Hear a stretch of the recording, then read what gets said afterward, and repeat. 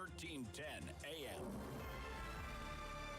It's Wednesday, October 13th. Good morning. I'm Andrew Boyle. Right now in Ottawa and Smiths Falls, 15 degrees, and here's what's making news in Ottawa and the Valley. At this morning's City Council meeting in Ottawa, there will be a vote on the rest of the Civic Hospital Master Plan, as well as several other major issues. Here's reporter Prushka Gobelkista. With City Council set to vote on the rest of Ottawa Hospital's civic site plan, many concerns such as the experimental farm developments and parking were also at the forefront. A few city councillors last week were calling for more green spaces, especially for the mental health of hospital workers. Also on the agenda this morning, City Council will vote on two motions, including whether a public inquiry into the LRT is needed, despite concerns that it could be expensive for the city. Council will also take the next steps to fill the seat of former Canada North City Councillor Jenna Sudds, who resigned her seat after being elected to the House of Commons in September. Pirishka Gopalkista, City News. Now, Acorn members will be on the Laurier Avenue Bridge this afternoon protesting Ottawa City's official plan. The group represents low and moderate income people and are refusing to support the plan, which goes before Planning Committee tomorrow. They feel things like 15% of new construction be deemed affordable is not enough. Acorn believes it should be 25%. So this afternoon at 3, the group will be on the bridge to picket and drop a banner outlining their concerns. City News Time 9:01. 2 drivers pronounced dead at the scene of several transport trucks that crashed on the 401 early this morning at Kingston. Several OPP detachments along with Kingston Fire and paramedic crews were called to the highway around 1 o'clock. Police say their initial investigation shows an eastbound tractor-trailer crossed the center median and struck several transport trucks. The 401 is closed westbound from Gardner's Road to County Road 6. Anyone with information about the collision is asked to contact the OPP. Now your forecast, here's meteorologist Jill Taylor. For Ottawa, the Valley, and Smiths Falls today, cloudy with periods of rain. High near 20 degrees will feel like 27, 14 for the low. After some showers through the evening, it'll be mainly cloudy overnight. Tomorrow, cloudy during the day, and then rain returns for the evening. A rather unsettled but warm stretch, high near 21. For today, the high 20. And right now in Ottawa and in Smiths Falls, it's 15 degrees. Here's a reason why there are so many help-wanted postings in the restaurant industry. Some 180,000 workers left that business since the start of the pandemic, and they're not coming back. The Canadian Centre for Policy Alternatives says it's all about low wages and the precarious nature of the restaurant business. So many workers were laid off due to COVID restrictions and the closure of many businesses in the food services sector. The industry has lost nearly 200,000 workers who have opted to move into other jobs, more office-oriented, working for accountants, lawyers, and professional industries. David McDonald is the senior economist with the CCPA, who tells the Toronto Star, not a surprise here, restaurant workers have had more exposure to COVID, the need to wear a mask all day long, and dealing with customers in a short-staffed environment. And in the coming months, McDonald figures that the rise in prices for consumers at restaurants and bars will be a result of higher wages to retain staff, and a lot of businesses may just shift to automation and on-demand delivery. At the Business Center, I'm Mike Uppel. City News Time 9:03. Actor William Shatner set to take a 10-minute ride into space this morning. The original Captain Kirk, one of 4.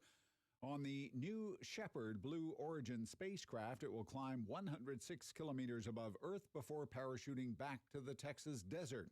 The Star Trek star and 3 other passengers will ride in a fully automated spaceship that is scheduled for liftoff at 10 o'clock. I'm Andrew Boyle for News Anytime. Follow up online at ottawa.citynews.ca.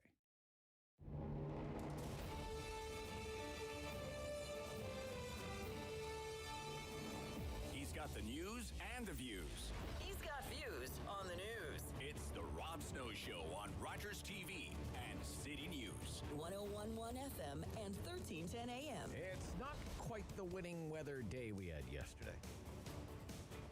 In a few days from now, there will be a noticeable change in the weather, and we will have to be content with daytime highs in the mid-teens, and then the rush will be on for snow tires.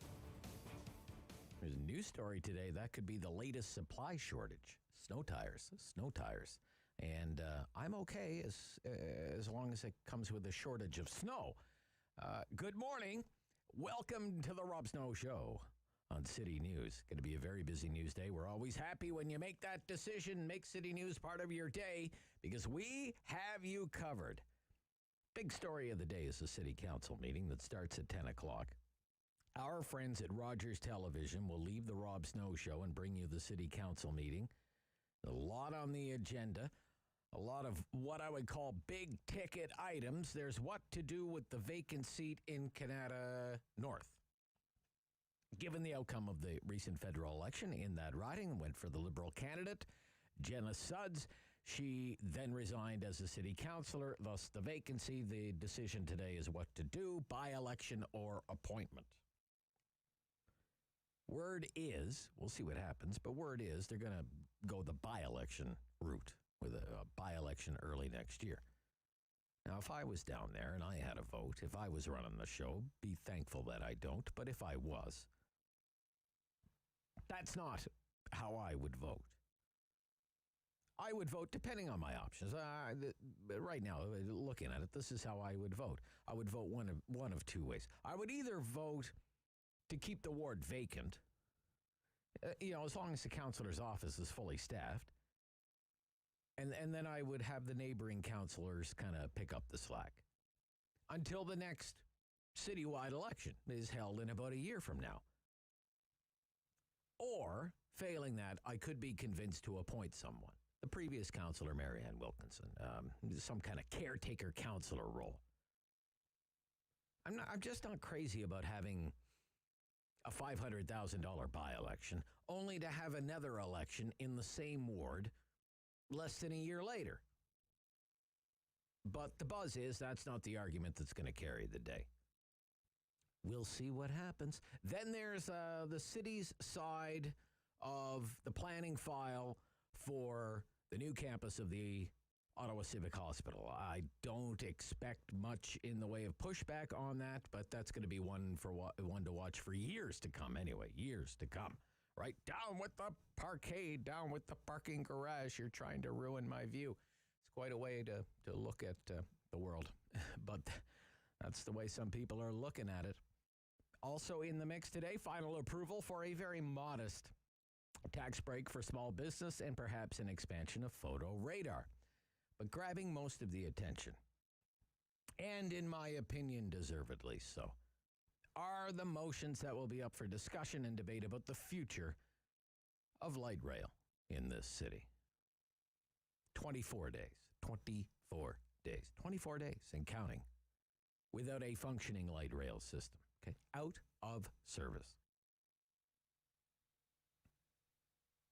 And all that comes with that, all the inconvenience, all the shattered confidence of the ridership, all the ripple effects through the entire transit system, the shortage of buses plucked from one route because they're needed on another route. And the best the mayor and the transit chair can offer the riders is a month's worth of free rides. Hey, free rides on a dysfunctional transit system. Mr. Mayor, where do I sign up for that? We're all over this story again today. We'll be bringing you live coverage of the City Council meeting, courtesy of Rogers Television, and we have guests ready to go who can really speak to the debate and what's on the line today.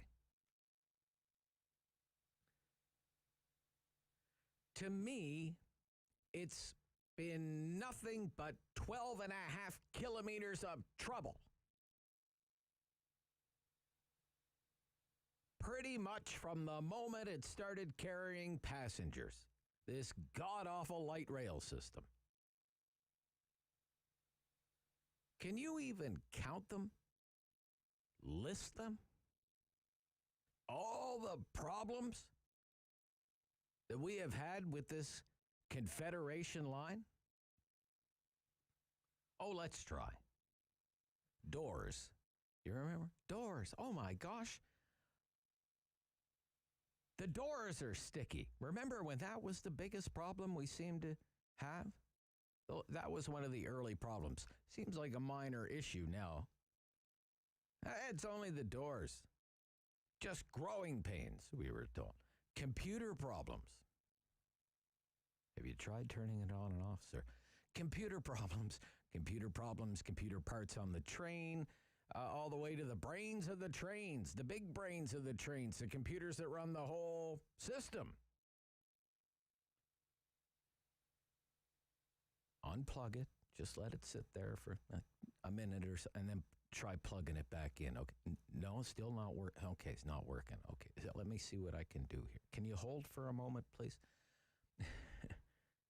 Crowded platforms, cold stations, freezing cold stations that look like they were designed for Phoenix, not Ottawa. Smelly stations. Broken escalators, slippery stairs, broken elevators, the New Year's Eve breakdown. How embarrassing.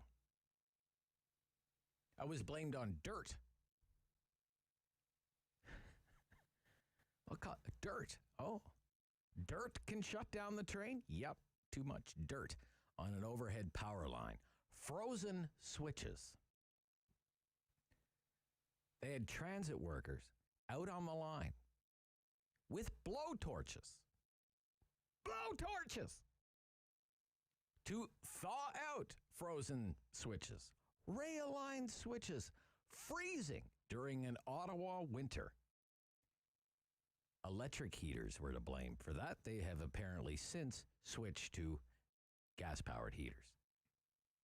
Broken overhead wires, flat wheels, tracks that can't handle the heat of an Ottawa summer. Breakdowns in the winter, breakdowns in the summer. And 2 derailments in 6 weeks. And I believe there have been 5 derailments in all, when you count the derailments that have actually happened at the yard. All of that in about 2 years. So it's all kind of coming to a head today with these motions. There's a motion on having a judicial inquiry. We talked at length about that yesterday. I have more to say on it today, but that's Councillor McKenney's motion, seconded by Councillor Meehan.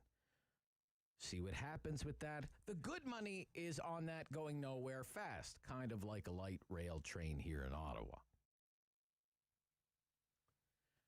And then there's another motion from Councillor Deans, seconded by Councillor Brockington, that seeks to learn what it would take to bring all the maintenance of the light rail system in-house.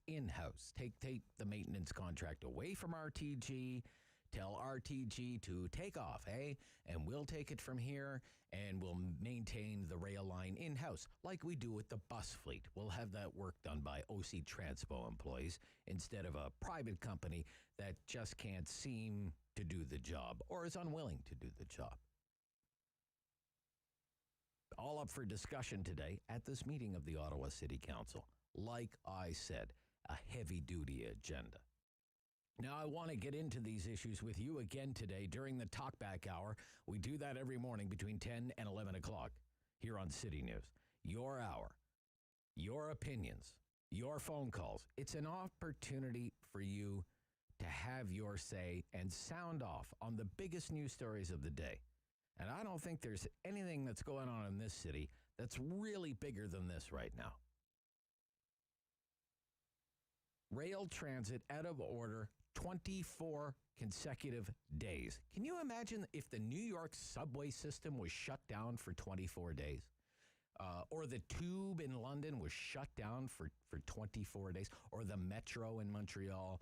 Or the subways in Toronto? Can you imagine that? They didn't run for 24 days? And nobody in the mayor's office would say anything? Or anyone in authority in transit could even tell the public when the system would return to normal?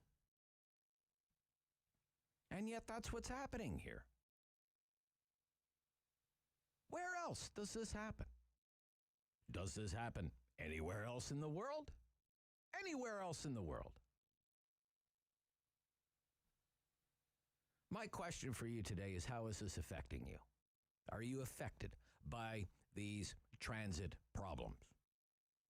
At all. Maybe you're not affected at all But if you are feeling the impacts of this in your daily life, the inconvenience, the longer commute times, maybe you've given up on transit altogether, I would like to hear from you.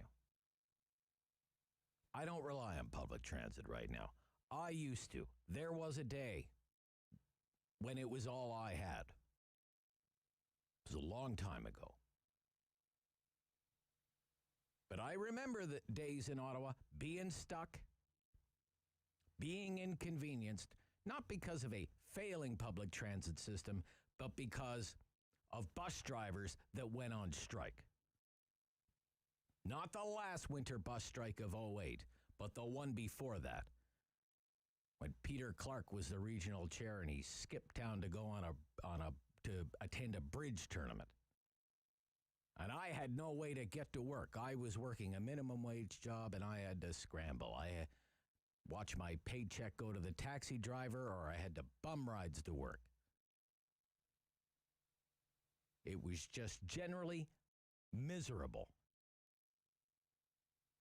When you need the bus and the bus isn't coming. And there are a lot of people in this city. They don't have options. OC Transpo's their only option. It's their ride. It's how they get to where they need to go. And if you're among them, I would like to know, how are you dealing with things after 24 days without light rail? This is the Rob Snow Show on City News.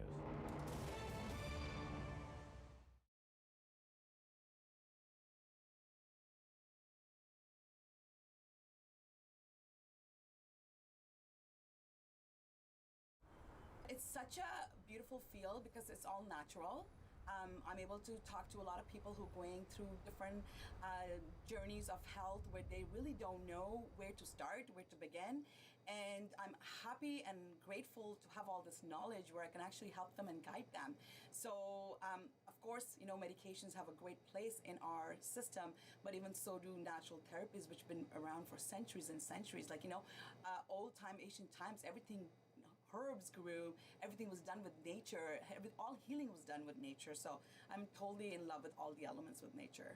In our beautiful village of Manatik, the Manatik Natural Market, you can find tremendous different things. So we have herbs, we have vitamins, we have natural body care, we do infrared sauna therapy, nutrition counseling, acupuncture, Bowen therapy, energy healing. So we're like a wellness hub along with being a full health food store. We are 1 year into pandemic since it started last year in March. It was a shock. Usually I see things coming, and I definitely did not see that coming. Golden Root is a product that I created 4 years ago, actually for my kids, just for immune system, overall health.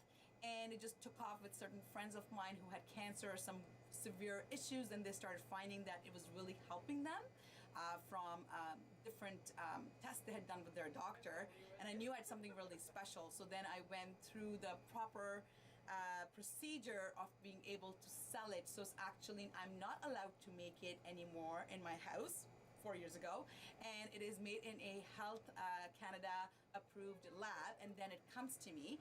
And what Golden Root is a formulation of turmeric, ginger, lavender, oregano, and black pepper, all food grade, which is the most bioavailable turmeric in the market right now for pain, inflammation, digestion, immune system, concussion, liver health, and brain health. So, and it tastes like salad dressing. We do a lot of in-house, so we make our in-house concoctions of teas. You can come here, tell us what your health issues are, and we can blend it right there. And there's some that are already prepared beforehand for sleeping, for anxiety, for different things. And in that bar, we basically make cold brew teas and cold brew nitrogen coffee. And again, it's all local. Everything we do is local, and as many herbs we can find locally as well. If a client can't come out, we'll go out our way to deliver it. And you're getting that personal touch when you come in. If you have an issue, we will listen and help you. We're very, very active in the community, so we would like the same thing back for the community to come to.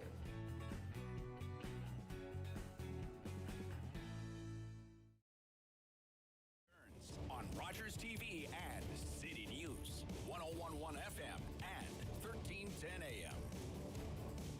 the city council meeting this morning.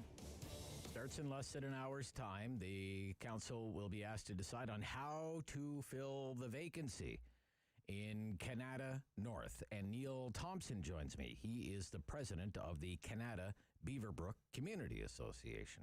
Good morning. Good morning. It's very nice to hear from you, sir. Well, it's been a while, but, things happen in Canada North. What would you like the council to do today?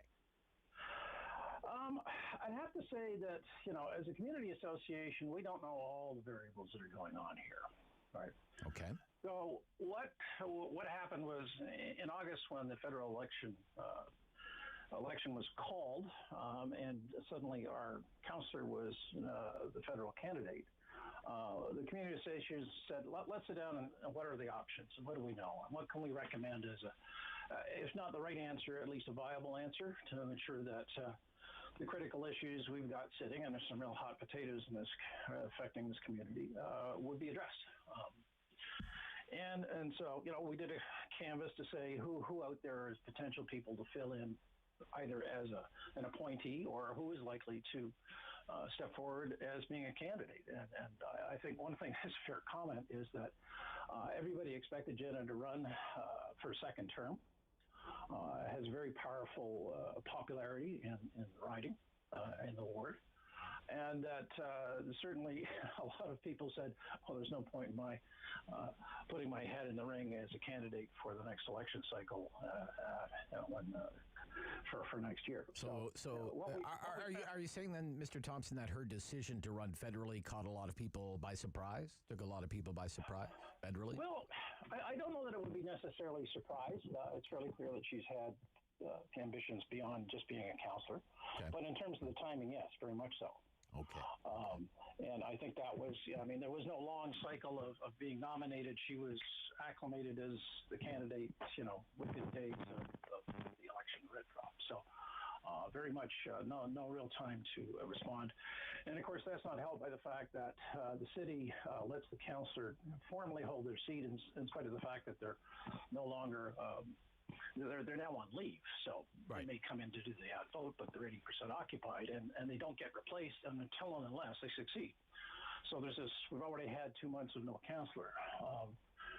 And looking at the bylaw option, as has been verified by the city clerk, the earliest we're going to get an election date is January the 24th.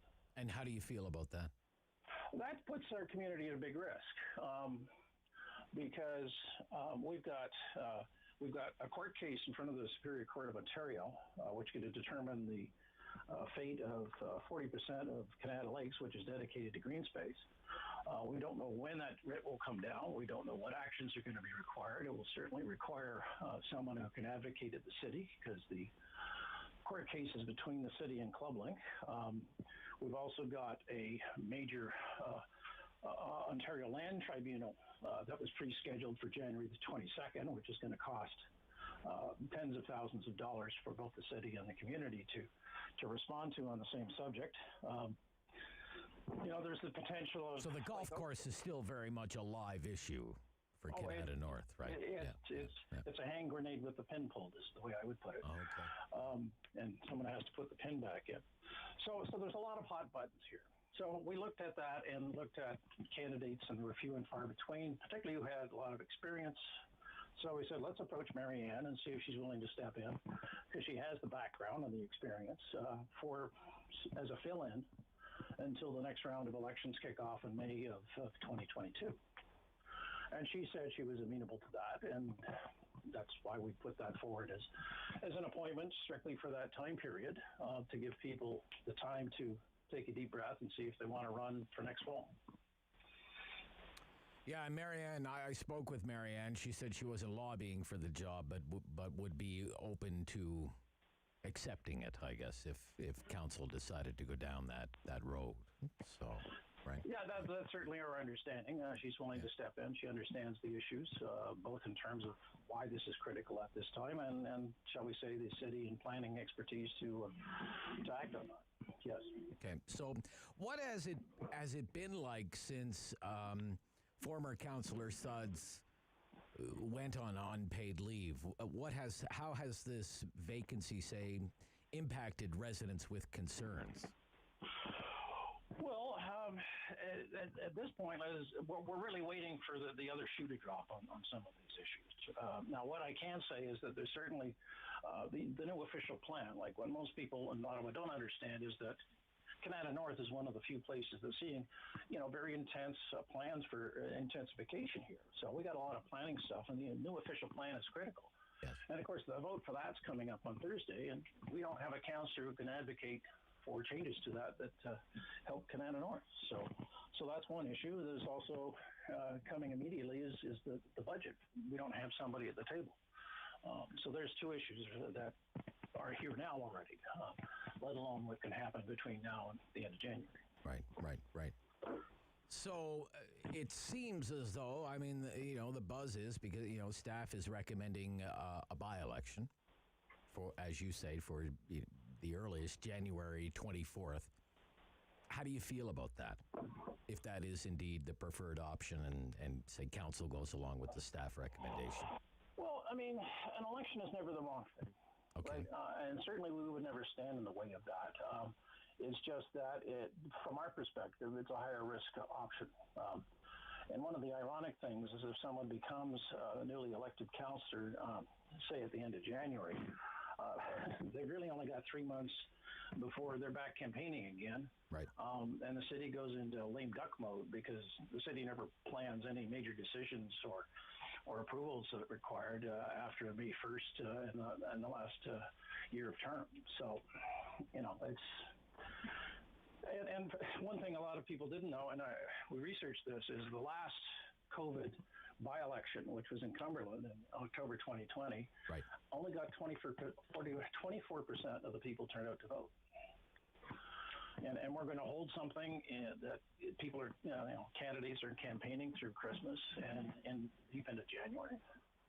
So, you're worried about turnout and interest in a municipal by-election, right? Where you're worried about interest in the actual by-election itself, right? Yeah. Yeah, both from, are we going to get the quality candidates? Because they've sort of been, those who had ambition, say 9 months ago, probably parked them saying, well, Jenna's probably here for the long term. I've talked to a couple of people who said, well, with Jenna getting in, are there plans? Right. So that's a concern, and also the voter engagement, and then what's that going to be in the fall? We hit people with we've already had a federal election. This is a by-election. Then there's the provincial, and then there's another municipal. At some point, people get fatigued. So concerned about community participation here. All right. Well, Mr. Thompson, we're watching it, as you can imagine, with great interest to see what happens today. I thank you for your perspective, sir. Thank you. Yeah, bye-bye. The president of the Canada Beaverbrook Community Association, Neil Thompson. After the news, your political fix on City News.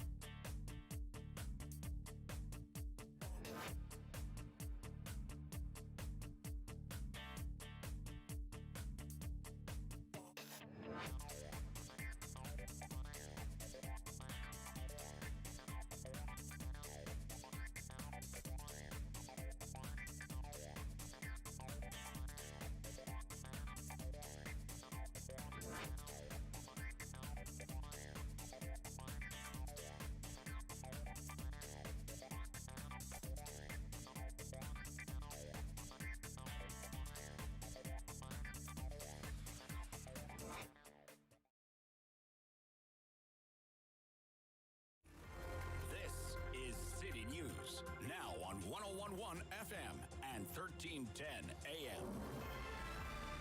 It's Wednesday, October 13th. Good morning. I'm Andrew Boyle. Right now in Ottawa and in Smiths Falls, 15 degrees, and here's what's making news this hour. It promises to be a lengthy meeting with several top issues at City Council in Ottawa. That gets underway in about a half an hour from now. A relatively easy decision how to fill a vacant council seat to the far more complex. Does the city push for a full inquiry into LRT? Now, the province, which paid for a portion of that project, is being pushed by local MPP Joel Harden to have the Auditor General take a closer look at the LRT contracts. A portion of the westbound 401 at Kingston closed due to a multi-tractor trailer collision that killed 2 drivers. A third was taken to hospital with non-life-threatening injuries. An eastbound tractor trailer crossed the center median this morning around 1 o'clock and struck several trucks that were headed westbound. We are expecting more detail about the opening of the international border today. City News Parliament Hill reporter Cormac McSweeney will have the latest for you coming up at 10 o'clock. And that's T-minus 28 minutes to another event, unless there is another delay. The fully automated New Shepard spacecraft scheduled to lift off now at 10 o'clock, carrying actor William Shatner and 3 others for that 10-minute trip to weightlessness. City News Time 9:32. I'm Andrew Boyle for News Anytime. Follow up online at ottawa.citynews.ca. Firm. Fair. Fun. The Rob Snow Show returns On Rogers TV and City News 101.1 FM. and 1310 AM. It's time to score your political fix. Joining us today, Jeff Turner, Vice President, Blue Sky Strategy Group. Good morning, Jeff. Hey, Rob. And welcome back. It's great to hear from you. And say hello to your panel colleague today, Gary Keller, Vice President at Strategy Corps. Good morning, Gary. Good morning, Rob. How are you? I think everybody's doing well. I don't want to speak on Jeff's behalf, but I'm doing well, and I'm sure Jeff's doing just fine. All good over here. Okay. Hi, Gary. Morning. Codename Frida. Okay, this is where we start. Christopher Freeland. David and I, my producer David and I, we were watching this news conference last week about the vaccine mandates, because vaccine mandates were such a wedge issue during the election campaign for the Liberals, a very effective wedge issue against Erin O'Toole and the Conservatives. And it was time for the Prime Minister to announce this policy for federal government workers, for domestic travelers, and we were quite honestly quite interested in what the Prime Minister was going to say. And he called the press gallery together, and it's everybody's waiting, and it's on the cable news networks. And there's the Prime Minister, and there's Christopher Freeland, and the Prime Minister says, "Over to you, Christopher Freeland." And I thought that was kind of strange. But again, there may be no there, and it might just be me. But then there was yesterday. And I'm using my air quotes here, news report in the Globe and Mail about Christopher Freeland's time as a pro-democracy agitator in Ukraine, and how she was being followed by the KGB, and the KGB reading her email and tapping her phone, and how the KGB had even grudging respect for the young Christopher Freeland, and even had a code name for Frida. So then, not to be outdone, Tom Mulcair, the former leader of the NDP, writes an opinion piece suggesting, quote, Christopher Freeland is positioning herself to take over as leader of the Liberal Party of Canada. Take over. Jeff Turner, I have to start with you this morning. Jeff Turner, what do you think of that? What do you think of that narrative, Jeff? Is Christopher Freeland positioning herself to take over as leader of the Liberal Party of Canada? I mean, I'll take it head on, Rob. I don't see that happening inside the party. I think we've got a lot of understanding over a long history in Canadian politics of what it looks like when the knives are out, or what it looks like when people are actively organizing. I think I see all three of those sources being external to the Liberal Party. Globe and Mail's been no friend of the Trudeau government, and certainly there's a very interesting story They said it came out of research from the open files of the KGB. Whoever brought it to their attention, that's one thing. But I think, the reality is Liberals are very good at recruiting talent and developing their talent so that they can be ready in the pipeline to run in competitive races. And, Liberals are also very good at hosting competitive leaderships. And I think we would be remiss if we thought that there would be some kind of coronation or some kind of uncompetitive process. There are a lot of superstars out there, and Chrystia Freeland certainly is one, and has been given a significant position of trust and authority in this government by the Prime Minister, and I think she's a great team player and has demonstrated that at every turn. So I'll take that head on, Rob. I think that's okay. All right. Gary Keller, Vice President, Strategy Corps. What do you think? Is Chrystia Freeland positioning herself to take over as leader of the Liberal Party of Canada? What do you think? I actually think this is more about positioning Chrystia Freeland as an alternative to Justin Trudeau within the Liberal Party. I mean, we've just had a general election where it's pretty clear that Canadians might not be completely in love with Justin Trudeau, and I think maybe the Liberals see that. And by putting Chrystia Freeland in the front window more and more, I think it may be a signal of, hey, if you don't like Justin Trudeau or you're mad at Justin Trudeau, we have somebody else who is, playing a leading role within the party, within the caucus. I think there's also benefit to putting her out early after the election with Trudeau to say, I'm going to name my cabinet later, but here is my finance minister and deputy prime minister. That's clearly a signal to markets as well to say, there's somebody steering the financial ship of state, which after the last election, it took him a long time to announce a cabinet as well. And there was some rumbling that it was taking too long because of that fact. I thought the Globe and Mail story was also interesting because it wasn't written by a member of the Globe and Mail's reporting staff. No. It was written by a historian from Duke University who, to my knowledge, has never appeared in a byline before in the Globe and Mail. So I thought it was odd that it appeared on page 5 in the news section of the Globe and Mail and didn't appear alongside stories that were like hard news, like like Kirkup had a story there, the Associated Press had a story on that page of the paper, and then there's just this kind of thing that stuck out like a sore thumb. Codename Frida. I think there's a question there for the Globe and Mail's public editor to why that piece appeared from somebody who's never had a byline before in the Globe and Mail, and the timing of it. That seems very, very odd to me. But I actually think there's more of this case of if you don't like Justin Trudeau, and it's clearly there's a lot of Canadians who don't like Justin Trudeau, you might like Chrystia Freeland instead as another adult in the room helping to run the government. That's how I see it, more than a leadership battle. More like a political branding exercise then for the Liberal Party than maybe Gary. Yeah, absolutely. Absolutely. What do you think about that analysis, Jeff? That it's a way to send a message, I guess, that, hey, we're the Liberal Party and we're the Liberal Party and we're more than the Trudeau Party.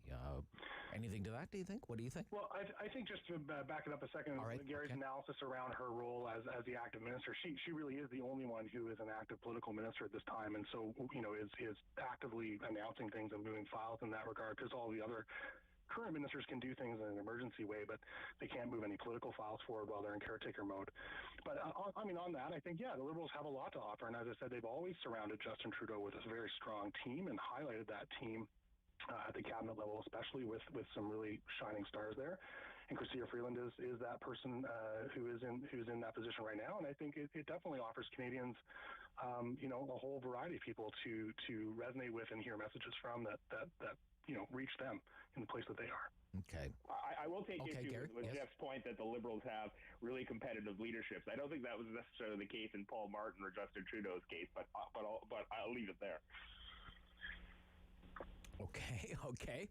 Well, we have to go to the default follow-up question for, this is like the default follow-up question. What does it mean for the future of Mark Carney? What does it mean for the political future of Mark Carney? Because that's certainly something that the Mulcair opinion piece points out as well. That if Chrystia, and we're working from this assumption that if Chrystia Freeland is positioning herself to take over as leader of the Liberal Party of Canada, Mark Carney might have something to say about that. What do you think about that, Jeff? I think Mark Carney's got a lot to offer, and he is offering it in lots of ways right now. I mean, I do see Mark Carney in my news feed, at least weekly. He is obviously working on big issues and putting out, big opinions that are really meeting the times that we're in. So I think he's got a lot to contribute, and I hope that we see more from him. My political, unsolicited advice to him is that he's got some groundwork to do to build himself, if that's where he wants to go, into a competitive political aspirant, and that takes some retail politics work. It takes finding a community that you're going to represent. We have a parliamentary system. You do need to run and win in a local riding. You need to serve that riding while you're serving Canadians more broadly, and I think that's something that he is very capable of doing. And I think it's the question is if that runway is short, is it now? Is it later? Is it not at all? I don't think he's made up his mind on that from what I've seen in the public realm, but I think he definitely has a path if he wants to pursue it. And as I said earlier, a lot to offer, and that's the kind of competitiveness I was talking about. And there are others from past cabinets or others from outside who I think would potentially look at that race too the next time it comes around. Okay. All right. What does it mean for Mark Carney, all of this stuff surrounding Chrystia Freeland? Gary, what do you think, Gary? It's actually up to Mark Carney to make that decision because, at the end of the day, no leadership is a complete coronation. There will be people in the Liberal Party, if there is a leadership spill at some point, that says, Carney has a lot to offer, like Jeff says. But Mark Carney has a lot of political seasoning to do. In a lot of ways, he reminds me of a combination between Michael Ignatieff and Bill Morneau, who didn't have either of them the most storied political careers, trying to fit somebody who has lived in the world of high finance or academia into the retail politics side of things doesn't always work, and we have recent history of that clearly. So and I've seen Mark Carney. Mark Carney appeared before a parliamentary committee recently before the election, and Pierre Poilievre happened to be there. And Mr. Poilievre basically ate Mr. Carney for lunch on a whole range of issues, which just showed that he wasn't quite ready for prime time. He was completely unexpecting the type of questions that he should have been expecting. And Mr. Poilievre had a field day with him, just like Mr. Poilievre had a field day with Mr. Morneau in the House of Commons. And so I think, it's one thing to dream big things and want to be Prime Minister of Canada one day, right, but there's some political reality that comes home to roost. And I think Mark Carney has a lot of seasoning to do at the political level before he's ready for prime time. Mark Carney, he didn't come back for you. Oh. It writes itself. Okay. It's been written, Rob. It's been written. It's been more than 3 weeks.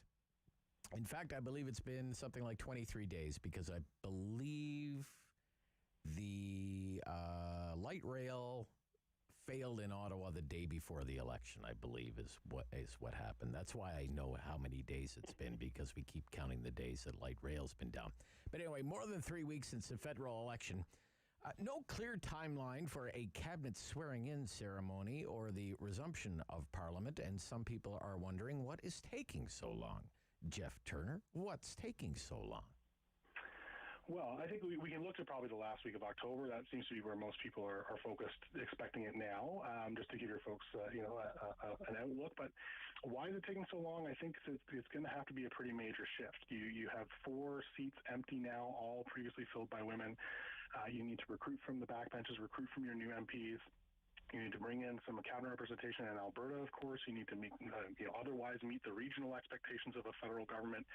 You have to maintain that 50-50 gender balance. There's a lot of moving pieces, and every time you move one chair in a cabinet making, you start moving legs from other chairs, and you need to make sure the whole system stands. And why is it taking long as well? I think they're also looking at what those mandates will be for those ministers. They're starting to sketch those out, and that's in anticipation of a throne speech that will set out the government's agenda. And I think, based on what their priorities will be in those mandates, that also has a bearing on who you put in which portfolios, because you want to make sure that those who have a heavy load or those who are carrying a heavy communications duty with their files will be the right person that you've chosen. So I think there's a lot of moving pieces, and it takes time to sort out. Okay. Agreed, Gary? No, absolutely No? not. Okay, This, all right. this is ridiculous, but it's a hallmark of the Trudeau government. They took almost as long last time after they won a re-election. The reality is there is no transition when you are continuing to government, and the Trudeau government is continuing to government. They govern. They have had an election. They are continuing to be the government, and this notion that, it takes so long to form a cabinet. Well, I took a look at some dates, and Stephen Harper in 2006, when he took over from the Liberals and became a new prime minister, had a complete change of government. He was elected on January 23rd, and he swore his cabinet in on February 7th, a grand total of 14 days. I took a look at our friends in the UK who have a parliament like ours. And in 2019, Boris Johnson won re-election on December 12th and convened parliament and cabinet on December 19th after making changes. Wow. You can go back to 2017 in the UK too, and it was a 13-day gap. So, look, I think, frankly, the rush to call that unnecessary election this summer really exhausted the troops within government. I think they're tired. I think they're trying to take some time to regroup. But if they really wanted to form a cabinet and get down to the business of government, they could do it because we have track records right here in Canada. We live in an age where we're moving very fast with technology and everything. It seems like it's taking longer to get government up and running than it did, 10 years ago, 20 years ago. So, no, I don't buy it at all. I think the government is exhausted, and I think they're just trying to drag their heels, especially in a minority parliament where I don't expect parliament to return until November 15th. Why do you want to recall parliament quickly when you are faced with another minority and don't control parliament or the committees? I think it's going to be November before we see parliament come back in a speech from the throne. Okay, we'll be right back. Part 2, your political fix, coming right up here on City News. The Rob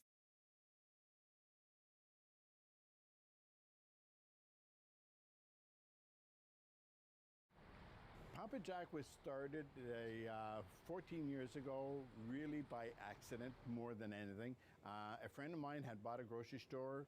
A popcorn machine was in there. He didn't want it. I ended up by buying it. My family thought I was nuts. When I first said, come and pick up this popcorn machine, my son said, what the heck for? I won't use exact words. But anyway, we started, and it just kept on growing and growing. But at the time, I was the only one selling popcorn in Ottawa. But we persevered as a family, and here we are.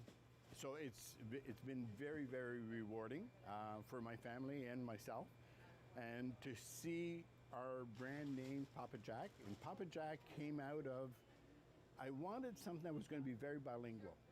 So Papa, and then in Ontario, everybody called me Jack, even though my name is Jacques. In Quebec, it's fine, it's Jacques, but in Ontario, it was always Jack. So we married the two together, Papa, Jack. With the store that we have on Thurston Drive, it basically, the factory's in the back.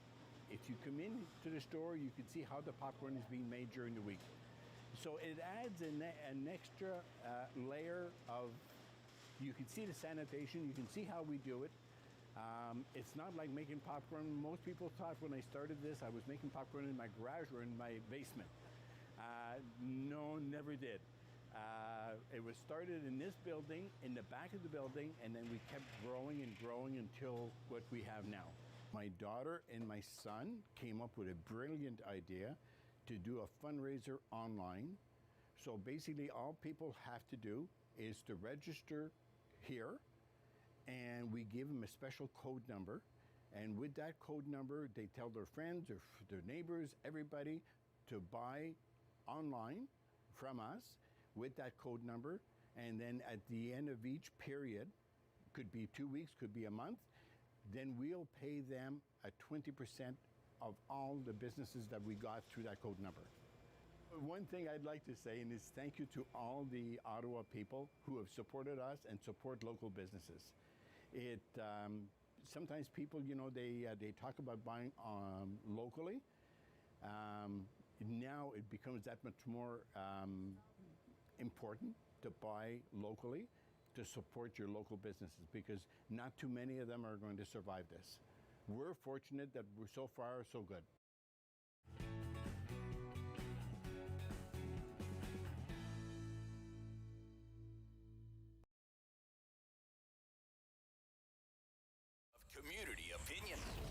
Rob Snow Show returns on Rogers TV and City News. 101.1 FM and 1310 AM. We're back with part 2 of your political fix. Again, Jeff Turner is Vice President at Blue Sky Strategy Group, and Gary Keller is Vice President of Strategy Core. Aaron O'Toole appears to have saved his leadership. For now. Can we agree on that, gentlemen? Can we agree on that? He's safe for now? Would you agree, Gary, with that position statement? Yes? I think he is. Okay. And I think, I don't know if you want to let Jeff answer that question as well. Oh, yes, absolutely. Yeah. I think he's dodged the worst of it in the last couple of weeks, and some of that stuff has dropped off from a couple of weeks ago that was challenging him. But I think the dance isn't over yet with those who may be upset with his leadership. Okay, that there might be plot. How possible is it in political Ottawa that there could be plotting and scheming going on behind the scenes? That wouldn't happen, would it? Not in political Ottawa. Yeah, I think a couple of things have happened in the recent few days. The Conservative Caucus had its first meeting after the election.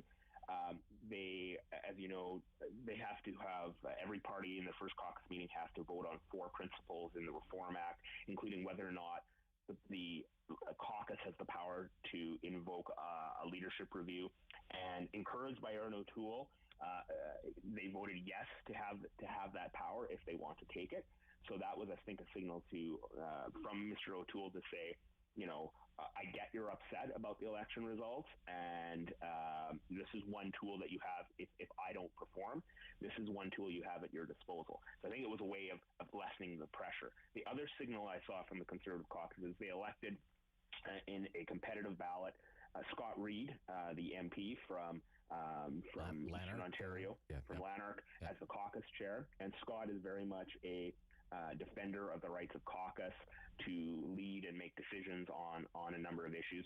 So that, too, to me, was a signal that caucus said, and we're going to elect somebody who we think will ensure that caucus's views are represented. Because in a lot of the ins and outs that we've been hearing, I think that was probably the number one criticism, Mr. O'Toole, is that there wasn't a lot of caucus input on the platform or the strategy. And by taking these actions at the first caucus meeting, I think it's a way for them to say, okay, we'll put you on a bit of a short leash here. Let's see how it goes. But the biggest thing Mr. O'Toole has going for him right now is there appears to be nobody out there who is actually interested or actively campaigning for the leadership.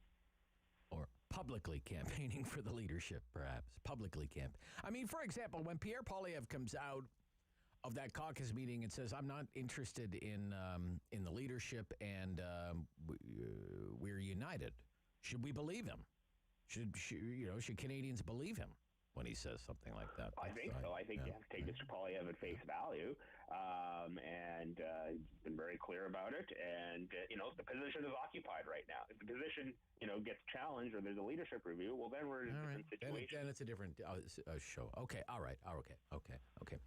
So, Jeff, I'd be curious to know how you would answer this question. Okay, what is the most likely scenario by the time the next election rolls around, whenever that is? Aaron O'Toole is leading the Conservative Party, or someone else is leading the Conservative Party? What's the most likely scenario? Jeff? I think the issue is not with caucus and the leadership. I think the issue is tension within the movement and the membership. And so I think it's less about what caucus does and more about where in particular, the right fringes of the Conservative Party are taken, or whether that tent is, again, continue to be dragged under Aaron O'Toole. I kind of see 2 circumstances. Either Mr. O'Toole is the leader going into that election with a broad intent and having lost or expelled portions of that coalition in order to make that pitch much more realistic. Or there is another leader in place who much more serves that wing of the party, and who will basically either see ground or see an exodus of those red Tories and progressive conservatives out of the movement. I think my hope as a Canadian is it's the former, but the latter seems to be the threat that's hanging over their head right now. Okay. Do you agree with that, Gary? Yeah, I mean, to Jeff's point, the risk is always, too, that a leadership review by the membership at a party convention could cause a lot of trouble for Mr. O'Toole. So he has some fence mending to do, definitely, with the party membership. But it's my understanding that the next party convention wouldn't be necessarily until 2023. So the great currency in politics is time.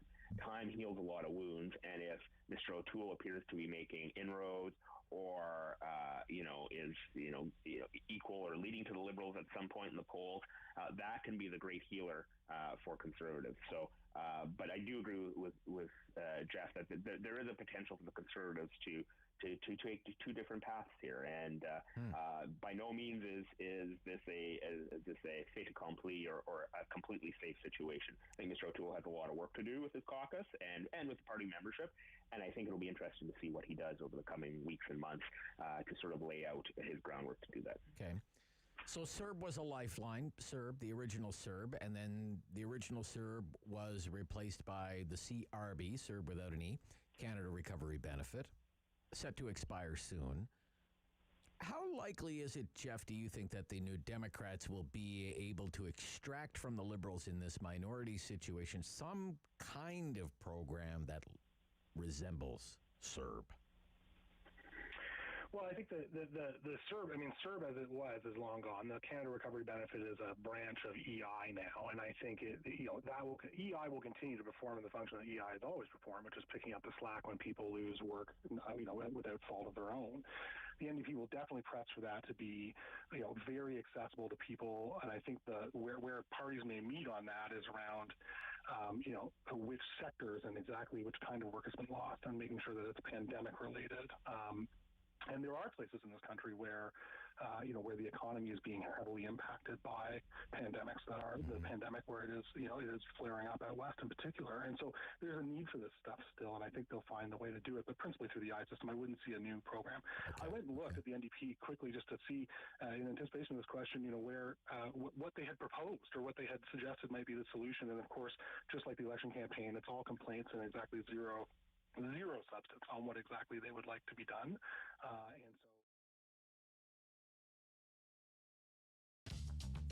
This program is brought to you by Ignite.